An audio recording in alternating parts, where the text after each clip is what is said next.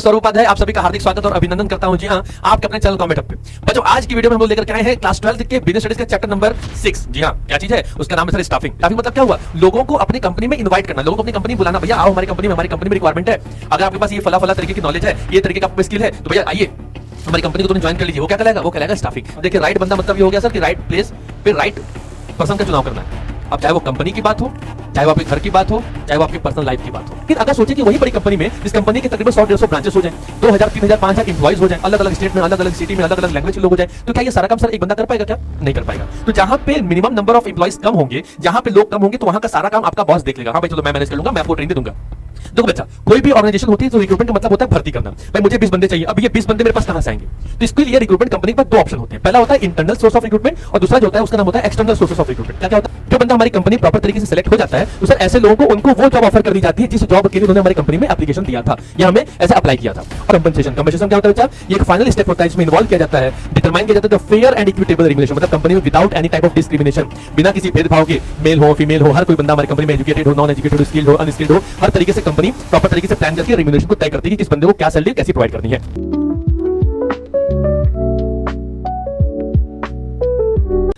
जय हिंद बच्चों, कैसे हैं आप सभी? मैं स्वरूप उपाध्याय आप सभी का हार्दिक स्वागत और अभिनंदन करता हूं। जी हां, आपके अपने चैनल कॉमेट हब पे बच्चों आज की वीडियो में हम लोग लेकर के आए हैं क्लास 12 के बिजनेस स्टडीज का चैप्टर नंबर 6। जी हां, क्या चीज है उसका नाम है सर स्टाफिंग। स्टाफिंग सर ये क्या है? अभी तक आपने जो मैनेजमेंट के कई सारे फंक्शंस के बारे में पढ़े थे ना, जैसा हमने स्टार्टिंग में पढ़ा था चैप्टर नंबर 1 में कि उसके कई से 5 तरीके के फंक्शन हैं। तो जी हां, तो आज जो बारी है वो त्रिदेव में तीसरे नंबर के देव की बारी है। जैसे पंचदेव हैं, ठीक है, लेकिन आज जो तीसरे जो देव है फिलहाल हमारे आज जो स्टाफिंग में है, आज हम उसको शुरू करने वाले हैं। तो बच्चों आज की जो वीडियो होने वाली है वो बेसिकली स्टार्ट होने वाली है क्लास 12 के लिए business study chapter number 6 staffing. अब स्टाफिंग क्या सर? आपने सर प्लानिंग कर लिया था, आपने प्रॉपर तरीके से सारे प्रिंसिपल्स को भी फॉलो कर लिए थे। अब सर बारी आपके पास आ गई कि आपने उसी प्लान के अकॉर्डिंग आपने अपने पास सारे रिसोर्सेस कलेक्ट कर लिए। अब रिसोर्सेस सर ये क्या था? भाई रिसोर्सेस वही था जहां पे आपने डिपार्टमेंटलाइजेशन किया था, स्ट्रक्चर क्रिएट किया हुआ था, रिसोर्सेस को कलेक्ट किया था, ड्यूटी सबकी असाइन करके दी थी, जहां पे डेलीगेशन आपने किया था, डिसेंट्रलाइजेशन किया था, ये सारी चीज जहां पे आपने अवेलेबल करके रखी थी वो का नाम क्या था? ऑर्गेनाइजिंग। अब सर वक्त आ गया है कि उस कंपनी में सर मुझे किसकी चाहिए रिक्वायरमेंट? वर्क फोर्स की रिक्वायरमेंट चाहिए। मतलब सर एक बड़ा स्कूल है, स्कूल में प्रिंसिपल साहब आ जाए, सारी मशीनरी अवेलेबल हो जाए, सारे टेबल सब कुछ आगे, बच्चे भी हमारे पास सब कुछ आगे बैठ जाए, लेकिन सर उनको पढ़ाने के लिए कोई ना कोई तो चाहिए। कौन चाहिए? टीचर चाहिए। वो टीचर को कंपनी क्या करेगी? वो स्कूल क्या करेगा? रिक्रूट करेगा। रिक्रूट का मतलब होता है सर भर्ती करना। क्या होता है? मतलब एडमिट करना। भाई मुझे 4 बंदों की रिक्वायरमेंट है, मेरे घर में काम है, तो उन 4 बंदों को मैं क्या करूंगा? भाई कहीं ना कहीं से ज्वाइन तो करा के अपने कंपनी में रखूंगा, अपने घर में रखूंगा। वो क्या हो जाएगा बच्चा? वो हो जाएगा स्टाफिंग। स्टाफिंग मतलब होगा, इसका मतलब साफ साफ बस समझिएगा कि finding the right person, having the right qualification at the right time for the right job. सीधा सा फंडा क्या है? ठीक है, at the right place also. तो इसका मतलब ये हो गया बच्चा कि याद समझिएगा कि मुझे ऐसे किसी बंदे की तलाश करनी है जो बंदा बिल्कुल करेक्ट हो, सही हो। ये finding a right person. Sir इसका क्या मतलब होता है? भाई देखो सब का सब धीरे धीरे सब्र का फल थोड़ा मीठा होता है, तो धीरे धीरे करके समझाऊंगा, बताऊंगा क्या होता है। आइए स्टार्ट करते हैं पहले आज की वीडियो को और जानते हैं कि पहले स्टाफिंग है क्या, कहते किसे हैं। तो भाई देखिए अभी हमने आपको स्टार्टिंग में भी क्या बताया था कि मान लीजिए आपका स्कूल के प्रिंसिपल साहब हो गए, आपके प्रिंसिपल साहब मैम या टीचर सर कोई भी हो सकता है।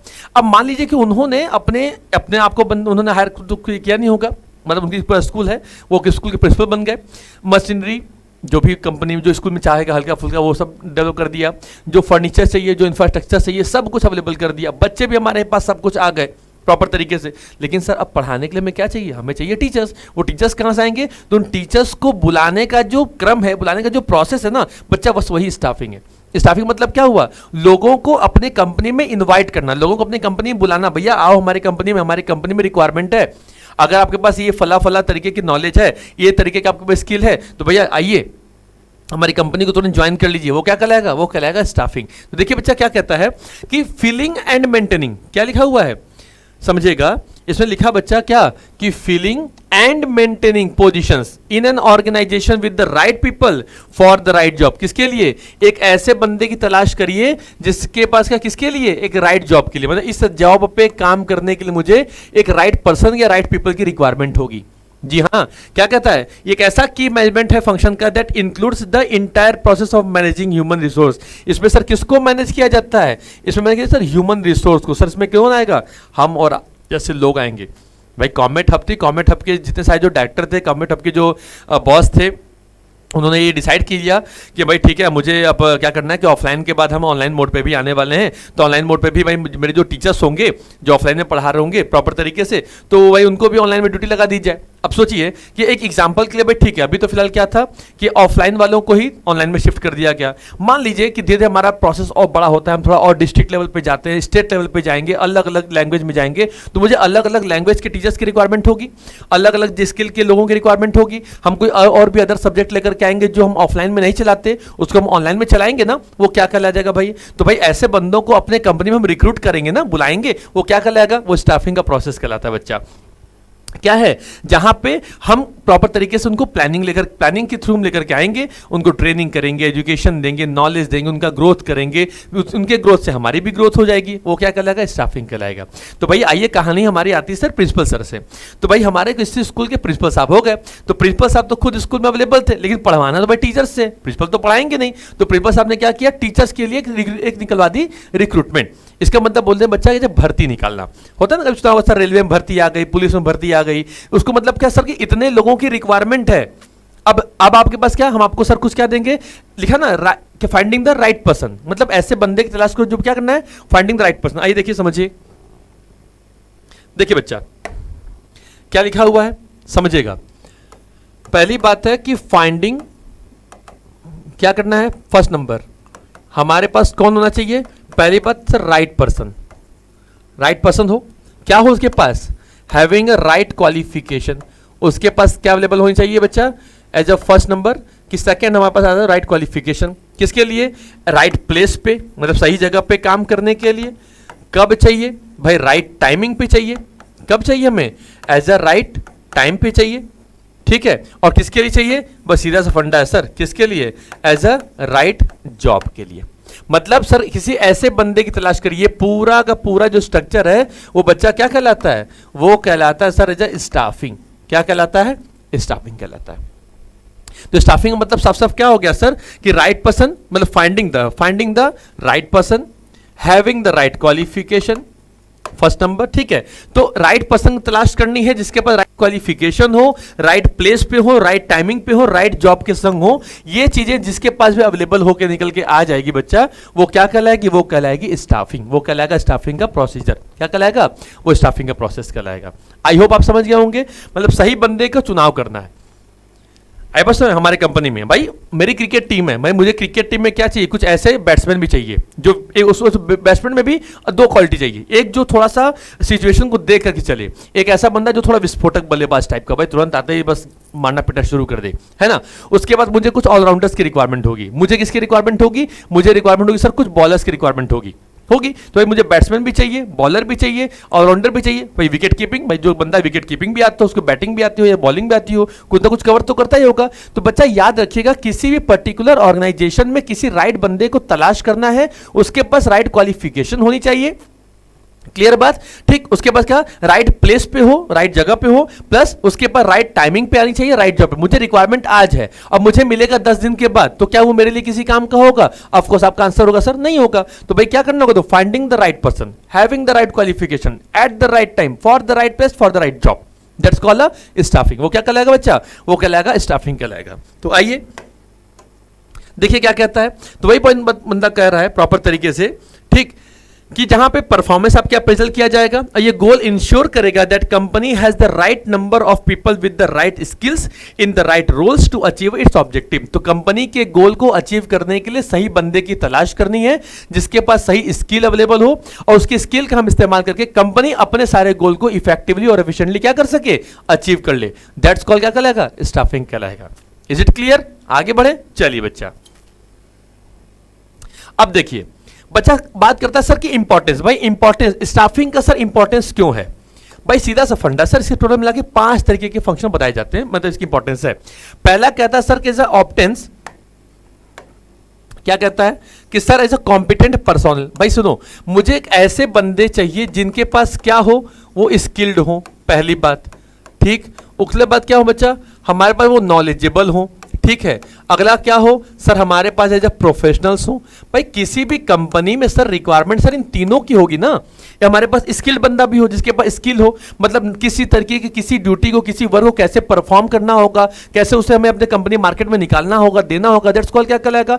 तो मतलब मुझे बंदा स्किल्ड हो, नॉलेजेबल, उसके पास नॉलेज अच्छी खासी हो कि किस सिचुएशन में कौन से स्टेप्स को उठाना होगा वो काम करें, प्लस प्रोफेशनल हो, मतलब सर कि उसका बस काम ही बस कुछ तरीके का काम हो। अब देखो कई सारे प्रोफेशनल्स होते हैं, प्रोफेशनल मतलब जैसे डॉक्टर का प्रोफेशन है, तो डॉक्टर आज से थोड़ी ना प्रोफेशनल में होगा, वो कितने समय से होगा, कितना उसने प्रैक्टिस किया होगा, एक्सरसाइज किया होगा, कितना तरीके से उसने ऑब्जर्व किया होगा, एनालिसिस किया होगा, कितने सारे केसेस देखे होंगे, तब तो जाकर बंदा क्या हो गया, प्रोफेशनल कहलाया ना।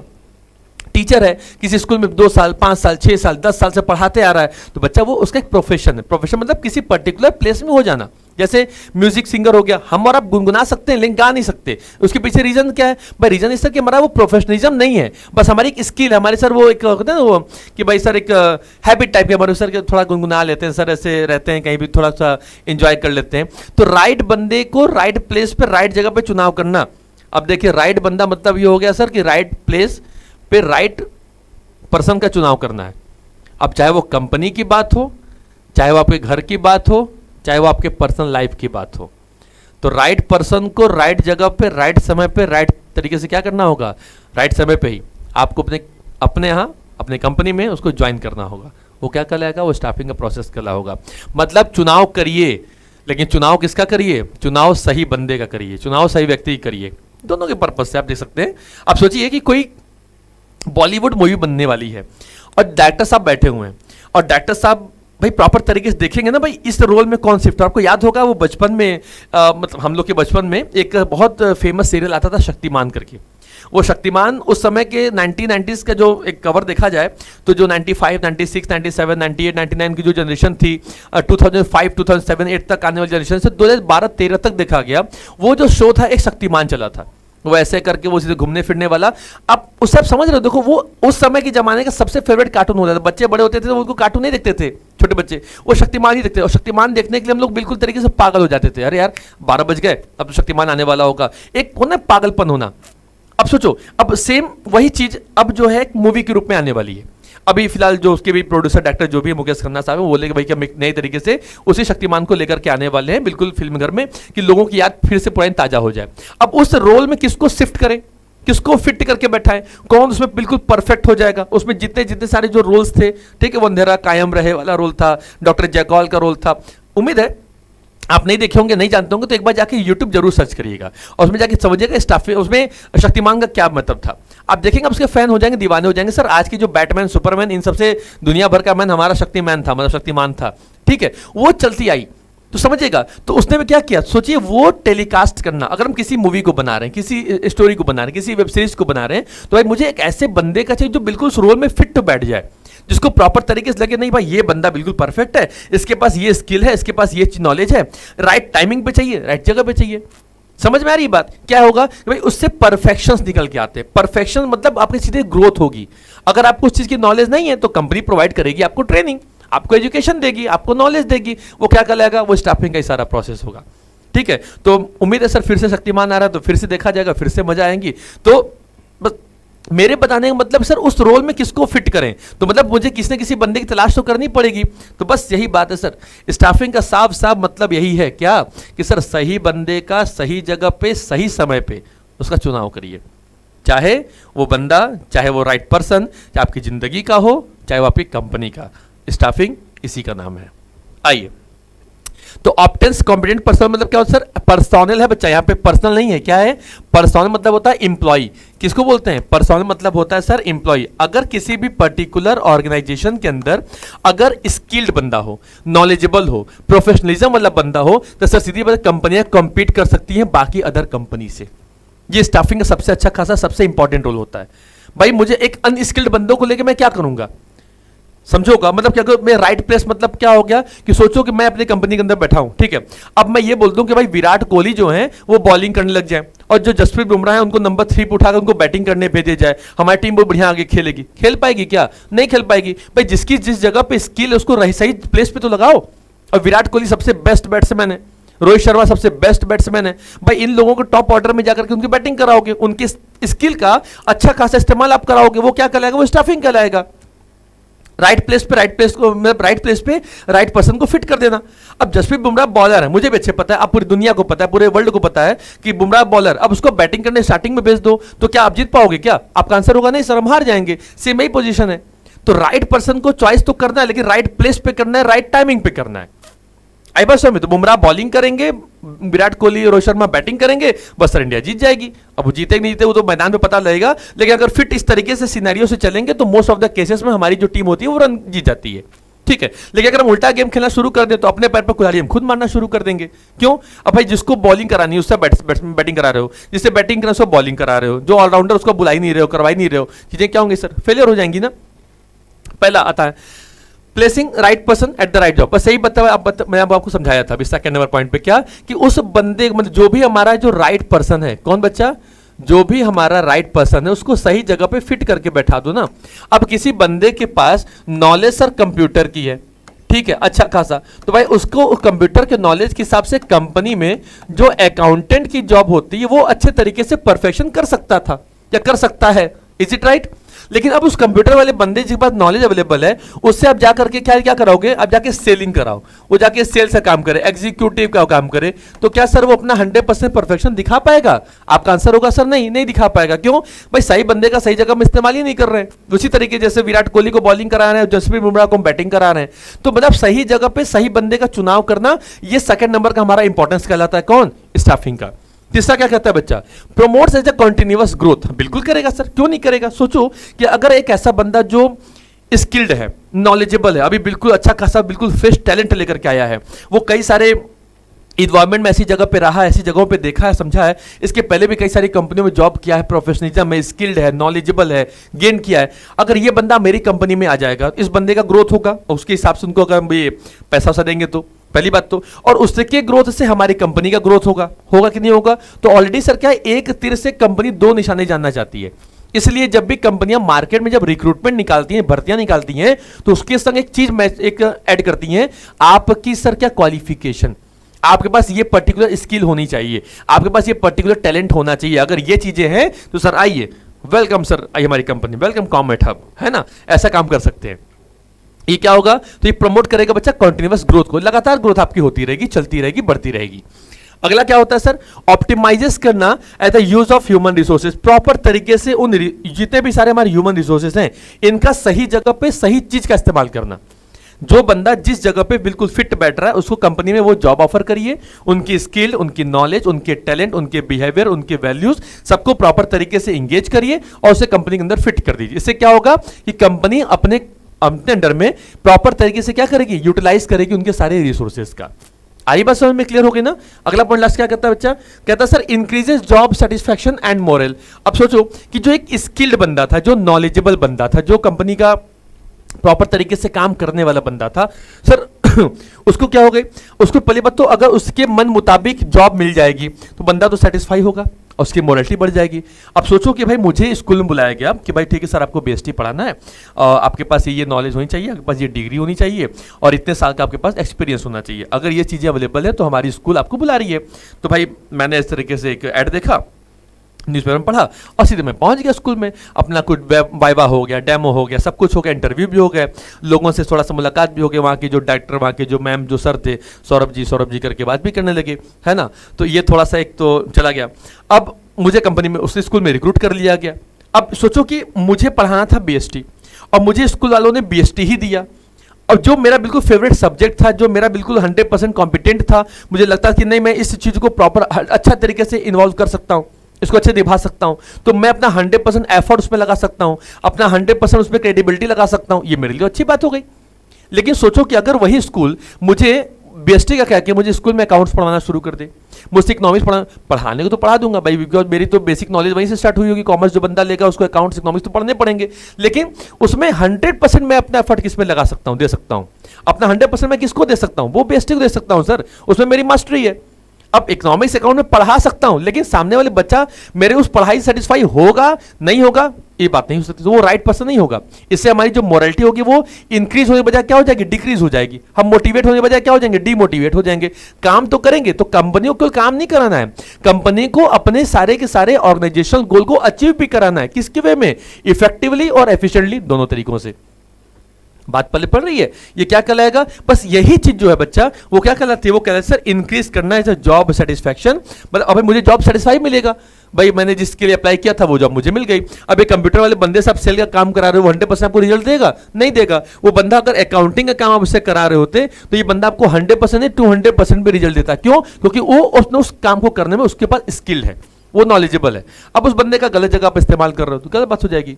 अब बुमराह साहब आएंगे, बॉलिंग लेकर के आकर बकायदा आपको यॉर्कर डाल देंगे, आपकी टीम को जिता देंगे, परफेक्शन उसमें आपको मिल जाएगी 100%। और रोहित शर्मा को बोलिए भाई तुम जाके बॉलिंग ही करो, तुम बैटिंग वैटिंग मत करना। रोहित शर्मा क्या बोलेंगे, चल भाई 4 साल बाद रिटायरमेंट ले रहे हैं, हम आज ही रिटायरमेंट ले रहे हैं, बात खत्म। क्यों भाई, जिस बंदे का जिस जगह पे जो यूटिलाइजेशन है ना, जिस बंदे को जहां पे हमें प्रॉपर यूटिलाइज करना है उस जगह पे हम यूटिलाइज तो करें। बात पहले पड़ गई, क्लियर है, आगे बढ़े, चलिए फिर आगे बढ़ते हैं बच्चा।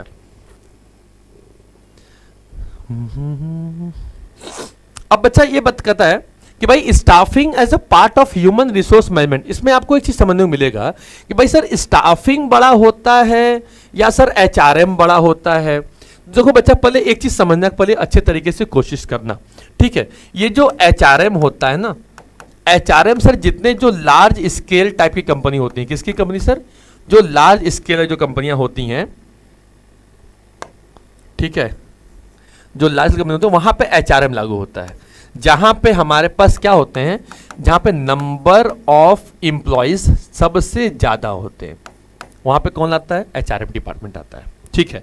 दूसरी बड़ी बात क्या होती है, स्टाफिंग सर वहां पे की जाती है जहां पे मिनिमम नंबर ऑफ इंप्लॉइज होते हैं। क्या होते हैं, मिनिमम, यहां पे तो लार्जर नंबर हो गए, ठीक है, या मैक्सिमम कह लीजिए, ये मैक्स है, ठीक है, और ये मिनिमम नंबर ऑफ इंप्लॉइज की बात आप कर रहे हो।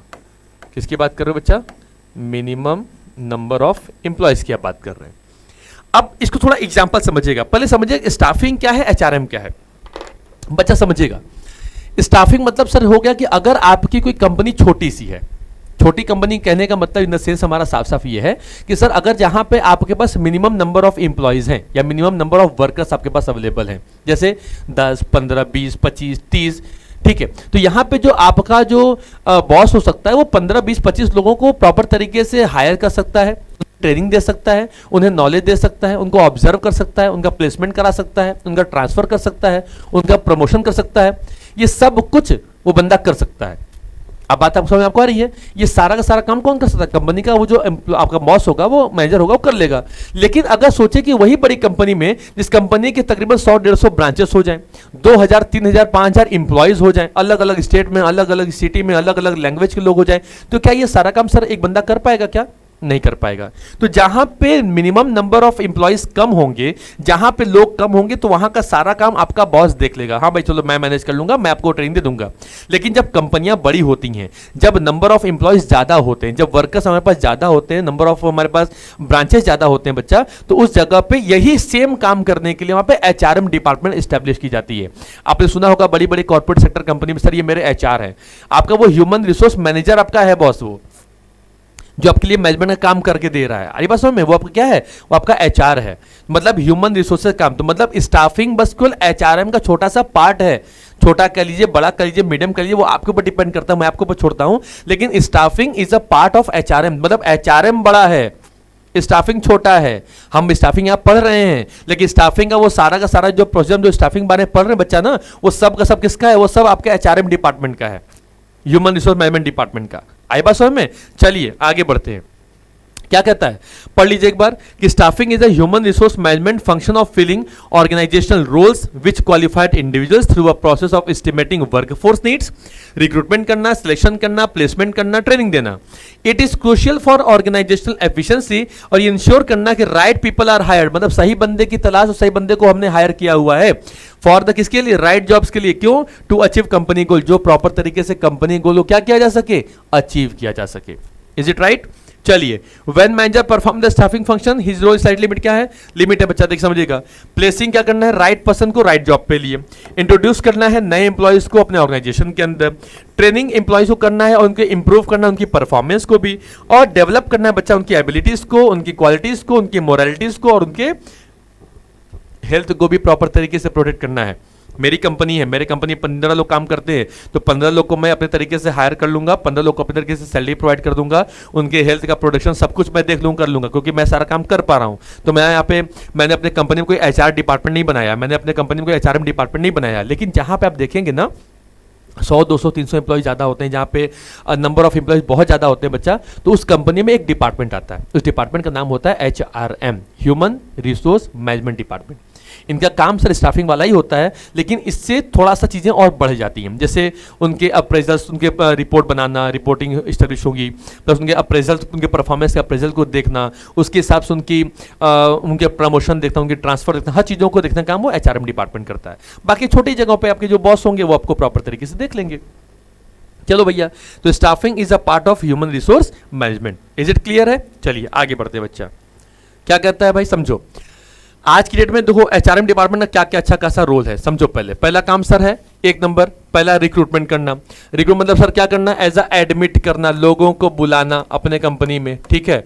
जस्ट लाइक ऐसा भाई, एक तरीके से हम क्या कर लेंगे, एक रिक्रूटमेंट का प्रोसेस निकाल देंगे भाई कि मुझे इतने सारे बंदों की रिक्वायरमेंट है मेरे कंपनी में, जो बंदों के पास इतने तरीके की नॉलेज है वो हमारी कंपनी को ज्वाइन कर लें, वो क्या हो जाएगा, रिक्रूटमेंट आ जाएगा। दूसरा क्या बच्चा, उनके जॉब को प्रॉपर तरीके से एनालिसिस करना और डिजाइन करना। फिर इनके सारा काम HRM का होता है, रिक्रूटमेंट निकालने का काम होता है, जॉब को एनालिसिस करना और डिजाइन करने का काम होता है, कॉम्पेंसेशन की प्लानिंग करना होगा, मतलब कौन बंदा इफेक्टिव होगा उसको क्या सैलरी प्रोवाइड करेंगे, कौन बंदा एफिशिएंट होगा उसको क्या सैलरी प्रोवाइड करेंगे, वो सारा का सारा काम यहाँ कंपनी देखेगी। प्लस उनको ट्रेनिंग कैसे देना है, उनका डेवलपमेंट कैसे करना है, उनकी परफॉर्मेंस अप्रेजल रिपोर्ट बनाना, उनके ग्रीवेंसेस को, ग्रीवेंस मतलब क्या होता है भाई, कंपनियों में सर इंप्लॉय काम कर रहा है, उसके संग किसी तरीके की कोई प्रॉब्लम हो गई तो भाई कैसे उसको सॉर्ट आउट करेगा, कैसे उसको हैंडल करेगा, वो काम होता है। मेंटेन करना लेबर रिलेशनशिप को, मतलब प्रॉपर तरीके से इंप्लॉय का इंप्लॉयर के संग बिल्कुल फ्रूटफुल क्या हो, एक अच्छा खासा रिलेशनशिप स्टैब्लिश हो जाए, ठीक है। उसके बाद क्या कहता है बच्चा, सोशल सिक्योरिटी देखना और वेलफेयर प्रोग्राम्स को मेंटेन करना, और एक लीगल कॉम्प्लायंस होता है। क्या होता है, एक लीगल में प्रॉपर तरीके से कंपनी का जो HRM डिपार्टमेंट होता है वो A to Z अपने इंप्लॉयज के लिए, अपने इंप्लॉयर के लिए पूरा का पूरा 100% अपना एफर्ट लगा देता है। आई बात समझ में, तो ये पूरा का पूरा कंपनी का पूरा प्रॉपर तरीके से ये प्लान होता है। ये सारा का सारा काम कौन करता है, HRM डिपार्टमेंट करती है। कहां पे करती है, जहां पे सर नंबर ऑफ एम्प्लॉइज ज्यादा होते हैं। किस टाइप की कंपनी में, लार्जर नंबर की कंपनी में। किस ब्रांचेस में सर, बहुत, जहां पे नंबर ऑफ ब्रांचेस हो, जब कंपनी बहुत बड़े लेवल पे काम कर रही हो। अब टाटा सर सोचिए, हर शहर में है, हर स्टेट में है, अलग अलग लैंग्वेजेस में है, अलग अलग जगहों पे है, तो उस जगह पे सर मुझे HRM डिपार्टमेंट चाहिए। भाई मैं बनारस का बंदा, तो मैं नहीं जान पाऊंगा ना बेंगलोर में क्या है, मुंबई में क्या, सुना हूं, देखा हूं, जानता सब कुछ हो, लेकिन वहां की लैंग्वेज, वहां के कल्चर, वहां के टैलेंट्स, वहां की सिचुएशन मुझे नहीं पता। तो वहां के डिपार्टमेंट में मैं किसी को बॉस बना दूंगा, भाई तुम HRM मैनेजर हो, अपने कंपनी में अपने हिसाब से इस तरीके से लोगों की रिक्वायरमेंट ले लो जो तुम्हें कंपनी में काम करे और हमारा कंपनी का गोल अचीव होना चाहिए। बंदा बोलेगा हाँ सर बिल्कुल डन है, तो सर काम हो गया परफेक्ट, ठीक है। चलिए ये बात तो क्लियर आपको हो गई, आगे बढ़े बच्चा। चलिए अब देखिए बच्चा, अब आते हैं सर स्टाफिंग का प्रोसेस क्या है। देखो भाई स्टाफिंग प्रोसेस में अभी आपने स्टाफिंग पढ़ा ना, अभी एक तरीके से आपने पढ़ा है, HRM के बारे में पढ़ा है, लेकिन HRM के बारे में पढ़ते पढ़ते सर आप थोड़ा समझिए स्टाफिंग का ही, मैंने तो पूरा प्रॉपर तरीके से स्टाफिंग ही पढ़ना है। HRM तो हमने सिलेबस में पर है नहीं, लेकिन HRM समझ सकते हैं कि HRM क्या हो गया। तो HRM एक किसी भी बड़ी कंपनी का सिस्टम हो गया जहां पे आप एक डिपार्टमेंट बना देते हो, ठीक है। जैसे प्रोडक्शन डिपार्टमेंट, सेल डिपार्टमेंट, तो प्रोडक्शन डिपार्टमेंट में क्या होता है, प्रोड्यूस कितना किया, सेल में कितना सेल किया, फाइनेंस में कितना पैसा आया, मार्केटिंग में कितना मार्केटिंग कैसे की, एडवर्टाइजिंग डिपार्टमेंट सब कुछ कर लिया, एक्सपेंसेस डिपार्टमेंट, इनकम डिपार्टमेंट। वैसे ही आपकी बड़ी बड़ी ऑर्गेनाइजेशन के अंदर में एक डिपार्टमेंट और होता है, इसका नाम होता है HRM डिपार्टमेंट। ये सर इंप्लॉयज को या पर्सनल को आपकी कंपनी में ज्वाइन कराता है। Finding the right person, having the right qualification, at the right time, for the right job, for the right place, that's called staffing. Okay, done. आगे आइए क्या कहता है बच्चा, समझिएगा। पहला पॉइंट कहता है सर, पहला पॉइंट क्या है सर, मैन पावर रिक्वायरमेंट देखना। भाई तुम लाल हो जाओ, ठीक है, क्या हो जाओ, लाल हो जाओ। दूसरा है सर फिर रिक्रूटमेंट निकालना। तीसरा सर एज सिलेक्शन करना, चौथा फिर उनका प्लेसमेंट ओरिएंटेशन प्रोग्राम देखना, फिर सर ट्रेनिंग और डेवलपमेंट जैसे प्रोग्राम्स को मेंटेन करना, फिर सर उनके परफॉर्मेंस अप्रेजल रिपोर्ट को बनाना, फिर उनके प्रमोशन और कैरियर प्लानिंग करना, और फिर क्या होता है बच्चा, एज अ कंपनसेशन प्रोवाइड कर देना। तो प्रॉपर तरीके से ये चीज़ें फोकस किया जाए तो आइए वन बाय वन इन सब के बारे में ये करके पढ़ा जाता है। तो भाई आइए देखिए पहला क्या कहता है बच्चा, पहला कहता है सर कि एस्टिमेटिंग मैन पावर रिक्वायरमेंट। किसी भी ऑर्गेनाइजेशन के अंदर सबसे बड़ा जो एक सिस्टम निकल के आता है वो क्या होता है सर, एस्टिमेट निकालना। हम हवा में बात थोड़ी ना कर देंगे भाई मुझे 100 बंदे चाहिए।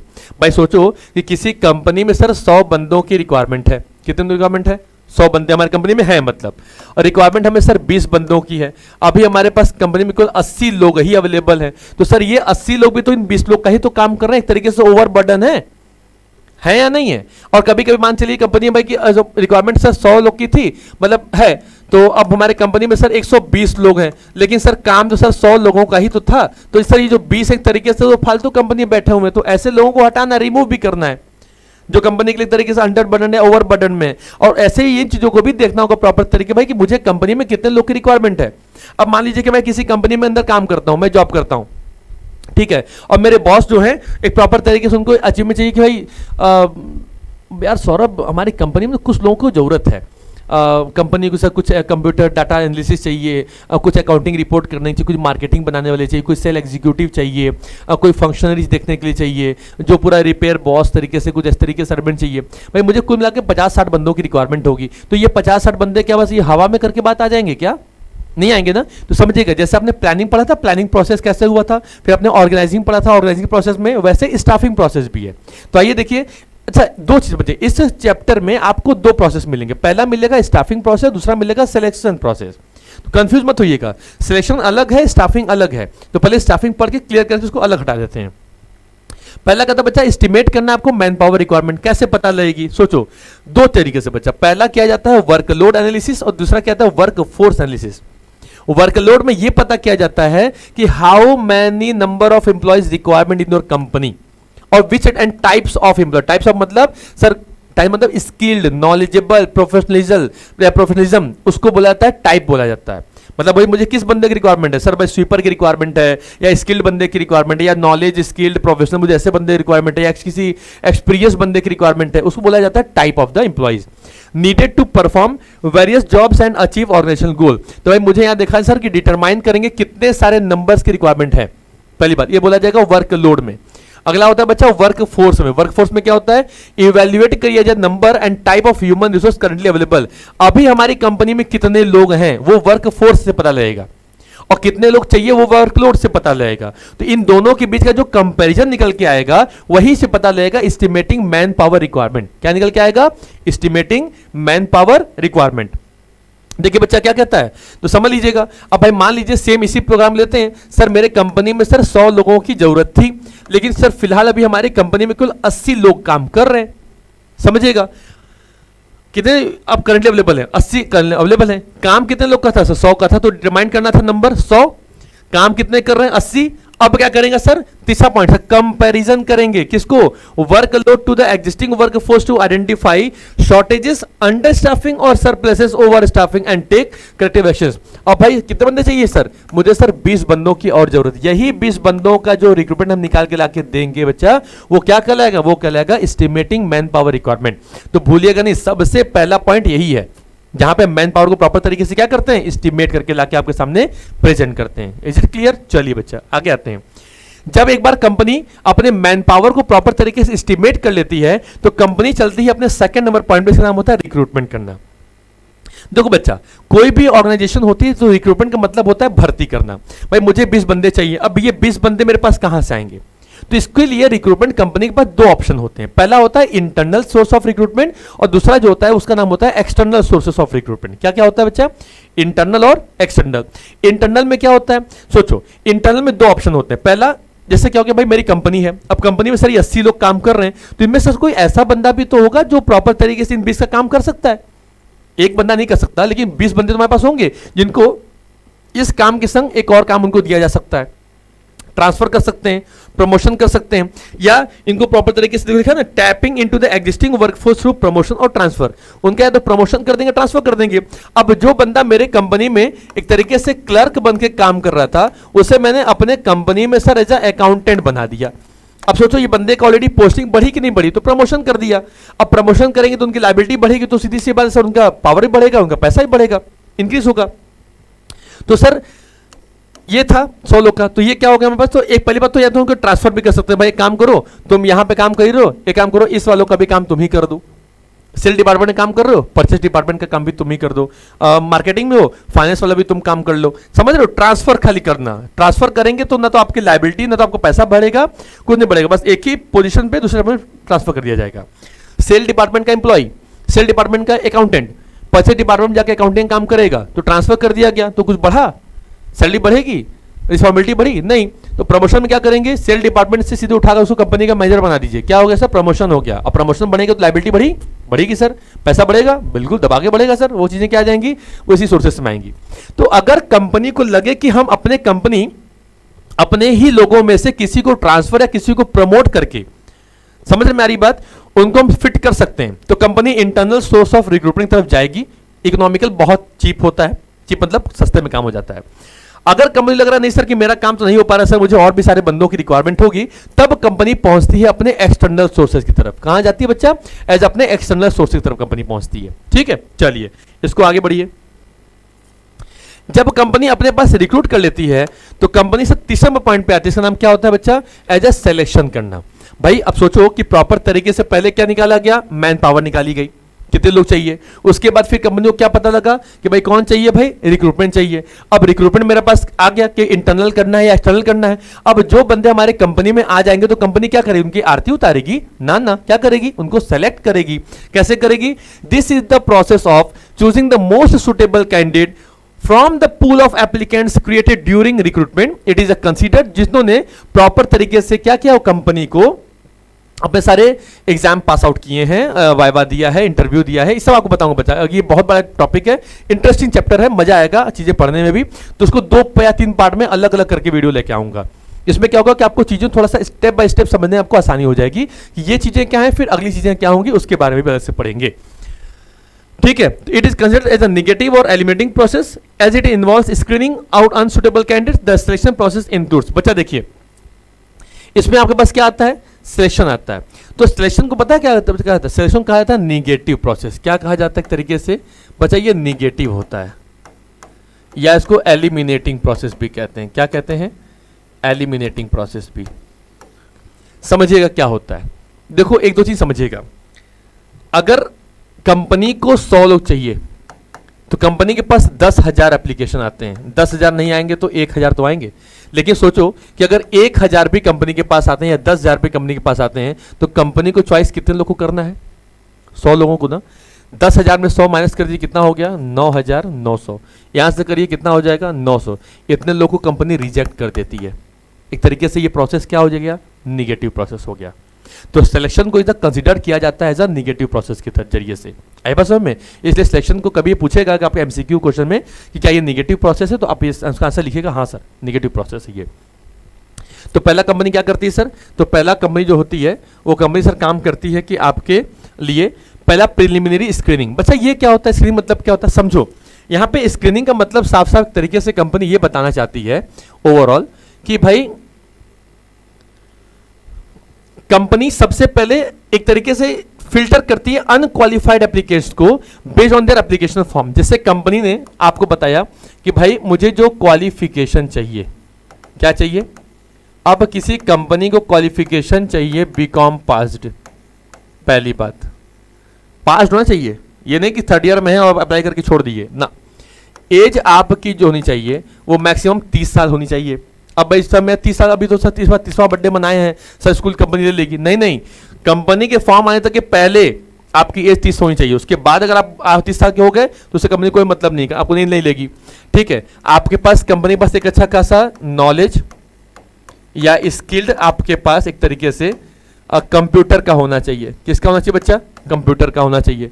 अब ये 2-3 चीजें हैं, अगर ये तीनों चीजों में जो बंदा खरा उतर गया, कंपनी उसके फाइल को, उसके रिज्यूमे को, उसके सीवी को कंपनी एक्सेप्ट कर लेती है। और जो बंदा इन तीनों तरीकों से फॉर्मेट पे खरा नहीं उतरा, जिनके प्रोसेस बिल्कुल सही तरीके नहीं आया, कंपनी क्या करती है, कंपनी ऐसे फॉर्म को रिजेक्ट कर देती है। मतलब फिल्टर करना।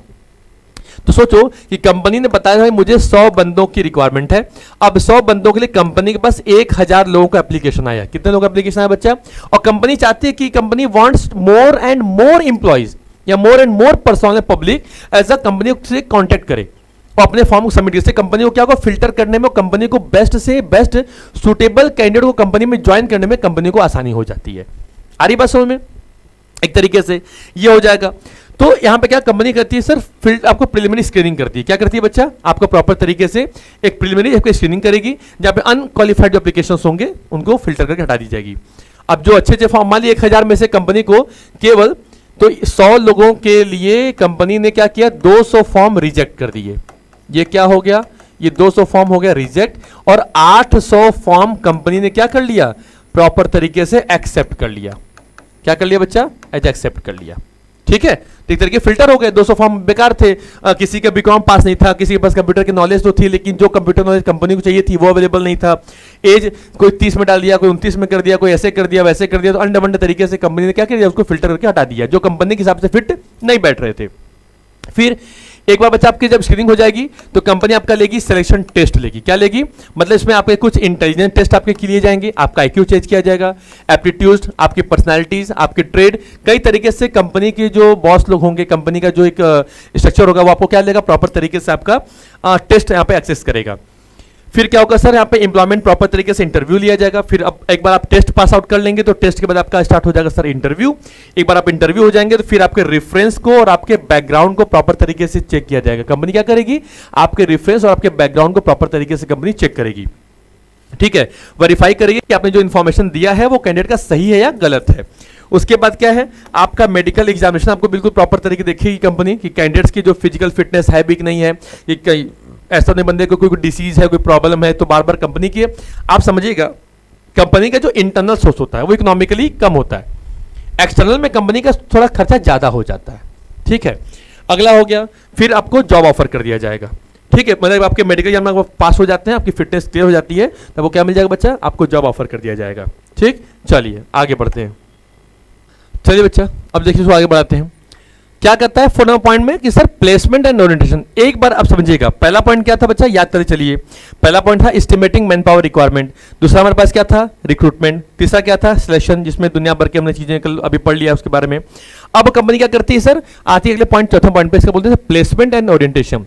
जो बंदा हमारी कंपनी में प्रॉपर तरीके से सेलेक्ट हो जाता है, क्या, जो बंदा हमारी कंपनी में, मेरी कंपनी आपकी कंपनी कोई भी हो गई, जो बंदा हमारी कंपनी प्रॉपर तरीके से सेलेक्ट हो जाता है तो सर ऐसे लोगों को उनको वो जॉब ऑफर कर दी जाती है जिस जॉब के लिए उन्होंने हमारी कंपनी में एप्लीकेशन दिया था या हमें ऐसा अप्लाई किया था। और दूसरा होता है बच्चा ऐसा ओरिएंटेशन। ओरिएंटेशन मतलब क्या होता है सर, इसका मतलब होता है सर मेल मिलाप करना। अब भाई कौन किसका मेल मिलाप करेगा, भाई क्या हो गया, ये मेल मिलाप जस्ट लाइक एज मान लियो राम भरत वाला मिलाप नहीं हो गया है ना। तो यहाँ पे अब बनारस में सर वो प्रसिद्ध तो है भरत, राम भरत मिलाप का, भरत मिलाप कहते हैं उसे, दशहरा के बाद ही तुरंत होता है। ठीक है, तो ये वाला मिलाप नहीं सर। यहाँ पे क्या होता है, आपको पता है कि जब न्यू एम्प्लॉय किसी कंपनी में आता है थोड़ा सा वो हेजिटेट करता है, मतलब थोड़ा सा दिल की धड़कनें बढ़ जाती हैं। अरे यार मैं कंपनी में जा रहा हूँ, वो कैसा होगा, उसका नेचर क्या होगा, वो कैसे बोलेगा, क्या करेगा, मैं कि मुझसे कुछ गलती ना हो जाए, मुझे तो ये भी नहीं पता कि ऑफिस कहाँ है, लंच किधर करना, कैफेटेरिया कहाँ है, वॉशरूम किधर है, कौन ड्यूटी किससे, मेरा बॉस कौन होगा, किसके मैं गाइडेंस करूंगा, किससे मैं जॉब लूंगा। ये हर चीज़ें प्रॉपर तरीके से कंपनी के सामने फिट हो जाकर बैठ जाती हैं। तो इसके लिए कंपनी क्या करती है, एक अपने ओरिएंटेशन प्रोग्राम रखती है जहां पे न्यू एम्प्लॉयज अपने एज अ ओल्ड एम्प्लॉय से मिलते हैं। किससे मिलते हैं, एज अ ओल्ड एम्प्लॉय के संग बैठ के मुलाकातें होंगी, बातें चीतें होंगी। थोड़ा सा इसमें आपको थोड़ा सा फ्रेंडली कर दिया जाएगा। क्या किया जाएगा बच्चा, थोड़ा सा आपके संग फ्रेंडली बिहेवियर डेवलप कर दिया, मतलब जॉब को एक्सेप्ट करने से, अपने जॉब में आने से पहले आपका एक प्लेसमेंट ओरिएंटेशन प्रोग्राम किया जाएगा। प्लेसमेंट मतलब आपने जिस रोल के लिए हमारे कंपनी में अप्लाई किया था वो जॉब आपको दे दिए, वो आपका प्लेसमेंट कर दिए। ठीक है, सॉरी। और जो दूसरा पॉइंट होगा बच्चा, वो क्या करता है, वो कहता है सर ओरिएंटेशन का। तो ओरिएंटेशन का मतलब क्या हो गया सर, जहां पे ओल्ड इंप्लॉइज न्यू इंप्लॉइज से मिलते हैं, न्यू इंप्लॉइज ओल्ड में मिलते हैं, एक दूसरे को काम करने के पहले ही जान जाते हैं। अच्छा अच्छा, आप मिश्रा जी हैं, अच्छा अच्छा तिवारी जी हैं, अच्छा अच्छा चौबे जी हैं, अच्छा अच्छा आप लाला जी हैं क्या, अच्छा अच्छा सेठ जी हैं, अच्छा आप ये ओझा जी हैं क्या। इस तरीके से चीजों को प्रॉपर तरीके से जान लेते हैं। हाँ सर मैं तो इस जगह से आया हूं, मैं ऐसा काम किया था, मैंने पहले यहाँ पे काम किया था। और ये ओल्ड इंप्लॉइज ही आपको कंपनी के बारे में सारे कल्चर, बिहेवियर, रूल्स रेगुलेशन बारे में सब कुछ बता देंगे पहले से ही आपको कंपनी के बारे में। इसके बारे में बच्चा और चीजें आगे हम लोग बड़े अच्छे समझेंगे, जहां में प्रॉपर तरीके से आपको फ्रेंडली कर दिया जाता है वर्क एनवायरमेंट के हिसाब से। अगला कहता है सर, एक बार आप जब मेल मिलाप करने लगते हो, कंपनी में जॉब करने शुरू करोगे, तो कंपनी चाहेगी कि अब हम आपको थोड़ा ट्रेन करें। ट्रेनिंग का मतलब ये हो जाएगा, पहले कंपनी ये चेक करेगी कि आपके पास कितना ज्यादा स्किल अवेलेबल है, और ये इन फ्यूचर में आपके पास और कितना स्किल और आ सकता है, और कंपनी को लगे कि नहीं अभी आपके पास जो स्किल है वो कंपनी के हिसाब से बिल्कुल फिट नहीं बैठ रही है, तो कंपनी फिर आपको ट्रेनिंग प्रोग्राम सेंटर में भेजेगी, जहां पे आपको प्रॉपर तरीके से ट्रेन किया जाएगा। क्लियर है बात? ट्रेनिंग करने के बाद अब सब ट्रेनिंग होगी तो आपकी स्किल बढ़ेगी, स्किल बढ़ेगी तो आपका डेवलपमेंट होगा, डेवलपमेंट होगा तो कंपनी का भी ऑलरेडी क्या होगा, डेवलपमेंट होगा, ग्रोथ होगा, कंपनी की भी बात आगे चीजें बढ़ेंगी, है ना। तो ये ट्रेनिंग दो चीजों के बच्चा हेल्प करता है एम्प्लॉयज को, जहां पे आपके एक जॉब रिलेटेड स्किल आपकी डेवलप हो जाती है, बढ़ जाती है। भाई मुझे पढ़ाना है, तो पढ़ाने से रिलेटेड मुझे कई जगह ट्रेनिंग सेंटर में मेरे प्रिंसिपल साहब मुझे भेजते रहते हैं, तो वहां जा बार बार ट्रेनिंग सेंटर को, ट्रेनिंग सेशन को ज्वाइन करने से मेरी भी अंदर भी एक स्पेशलिटी आ सकती है, आ जाती है, ठीक है। या कोई बंदा ऐसा होगा जिस जॉब रोल के लिए बंदा फिट बैठा है, उसको उस तरीके का अगर ट्रेनिंग सेंटर कराया जाए, उस बंदे की ऑलरेडी क्या होगी, स्किल डेवलप हो जाएगी।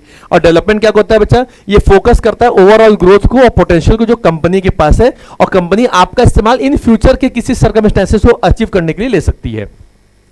फिर उसके बाद आपकी परफॉर्मेंस अप्रेजल को देखी जाएगी, उस ट्रेनिंग के हिसाब से आप हमारे कंपनी के लिए अभी भी क्या है, इफेक्टिव हैं पहली बात, या हमारी कंपनी के लिए आप एफिशिएंट हैं।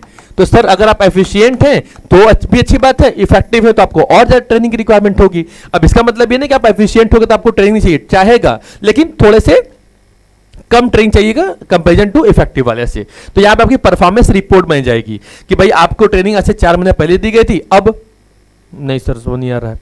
एक बात अच्छे से ध्यान रखिएगा बच्चा, किसी भी कंपनी में, किसी भी ऑर्गेनाइजेशन के अंदर इन जो लोगों को रिक्रूट किया जाता है, उसके पीछे एक ही मकसद होता है कि सही बंदा सही जगह पे तैयार होकर बैठ जाए, सही प्लेस पे। कोई बार बार कंपनी इंटरनल सोर्सेज में कंपनी खर्चे कम होते हैं, क्योंकि अपने ही लोगों को कहीं ना कहीं ट्रांसफर या प्रमोशन कर दिया जाता है। एक्सटर्नल सोर्सेज में दुनिया भर के सर क्या किए जाते हैं, रिक्रूटमेंट निकाले जाते हैं, खर्चे कराए जाते हैं, होर्डिंग्स हैं, बैनर्स हैं, पोस्टर्स हैं लगाए जाते हैं, कंपनी के पैसे ज्यादा खर्चे होते हैं। इंटरव्यूवर्स को बैठाओ, फिर उनके खर्चे अलग तरीके से, उनकी सैलरी अलग तरीके देनी पड़ती है। तो ये थोड़ा सा कम सोचती है कि भाई थोड़ा सा चीजें कम में हो जाए, हर कोई बंदा मुनाफा सोचता है। तो अगला क्या है सर कि परफॉर्मेंस अप्रेजल, कंपनी आपका एक तरीके परफॉर्मेंस अप्रेजल बनाएगी, वो देखेगी कि भाई आपके पास कितना ज्यादा स्किल नॉलेज आया, उसके हिसाब से हम आपको प्रमोट करें या आपको ट्रांसफर करें, या आपको आपकी सैलरी इंक्रीज करें या सैलरी को वही रहने दें। तो ये डिपेंड करता है आपके अप्रेजल के ऊपर, ठीक है बच्चा। अगला क्या करता है, उसके बाद सर कहता है यही चीज, आपका प्रमोशन और करियर प्लानिंग आपके उसी बेस्ड ऑन परफॉर्मेंस अप्रेजल किस पे किया जाएगा, तो जो भी डिजर्व एम्प्लॉय होगा बच्चा उसको प्रमोट कर दिया जाएगा, उसकी पोजीशन थोड़ा हायर रिस्पॉन्सिबिलिटी दे दी जाएगी, उसको अथॉरिटी दे दी जाएगी, उसको अच्छा खासा पे दे दिया जाएगा, पेमेंट उसके बाद अच्छा खासा आ जाएगा, ठीक है। और लास्ट में क्या होता है कि उसके हिसाब से फिर आपको कंपनसेशन क्या होता है बच्चा, ये एक फाइनल स्टेप होता है जिसमें इन्वॉल्व किया जाता है, डिटरमाइन किया जाता है the fair and equitable remuneration, मतलब कंपनी में without any type of discrimination, बिना किसी भेदभाव के, मेल हो फीमेल हो, हर कोई बंदा हमारी कंपनी में एजुकेटेड हो, नॉन एजुकेटेड हो, स्किल्ड हो, अनस्किल्ड हो, हर तरीके से कंपनी प्रॉपर तरीके से प्लान करके रिम्यूनरेशन को तय करती है कि किस बंदे को क्या सैलरी कैसी प्रोवाइड करनी है या कैसा देना है। क्लियर है बात, ये कंपनसेशन हो जाएगा बच्चों से डिपेंड करेगा, पूरा आपका डायरेक्टली फाइनेंशियल पेमेंट्स के ऊपर ही बात करके आती है, ठीक है। चलिए आइए बच्चा अगला क्या कहता है, components, elements, aspects of staffing. भाई देखिए मुझे बचेगा, अब इसी में स्टाफिंग को 3 पार्ट में डिवाइड किया गया, कितने में, पहला क्या है रिक्रूटमेंट में, दूसरा क्या है सिलेक्शन में, और तीसरा क्या है ट्रेनिंग में। तो बच्चा ये जो चीज वीडियो अभी आपको जो पता लग रही है, इस वीडियो में फिलहाल हम लोग को यहीं तक पढ़ेंगे, ठीक है। और इसके आगे की जो चीजें जो है रिक्रूटमेंट पढ़ना होगा, सिलेक्शन पढ़ना होगा, ट्रेनिंग के बारे में जानना होगा, इन सब चीजों के बारे में जानेंगे लेकिन नेक्स्ट वीडियो में। तो आज की वीडियो इतनी शॉर्ट रखते हैं, शॉर्ट क्या मतलब 47-48 मिनट का तो ऑलरेडी हो चुका है।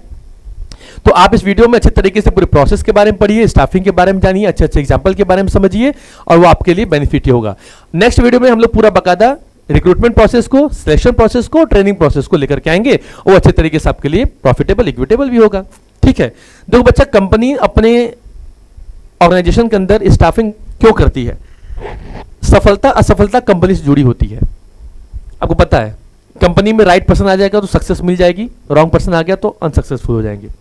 कहा जाता है ना कि असफलता जो आपकी जो अनसक्सेसफुल आपकी चीजें हैं, वो आपकी सफलता का एक पार्ट है, उसका हिस्सा है, उसके अपोजिट नहीं है, उसके अगेंस्ट नहीं है। यह नहीं कि सफलता का विलोम शब्द असफलता है, नहीं भाई। सफलता तभी मिलेगी जब आप असफलताओं से होते हुए आगे बढ़ेंगे। आपको जब ये पता लगता रहेगा हर एक स्टेप पे, बाय स्टेप पे, कि क्या चीजें आपके लाइफ में हैं, क्या नहीं है, क्या करने से क्या राइट होगा, क्या नहीं होगा, ये वो सब चीजें होंगी। तो असफलता आपके सफलता का हिस्सा है, उसके अलग नहीं है, उसका विलोम नहीं, उसका एंटोनिम्स नहीं है। बच्चा, तब तक आप लोग इस वीडियो को अच्छे तरीके से पढ़िए, समझिए, जानिए। मिलते हैं नेक्स्ट वीडियो में। तब तक आप खुश रहिए, मस्त रहिए, व्यस्त रहिए, स्वस्थ रहिए। जय हिंद, जय भारत।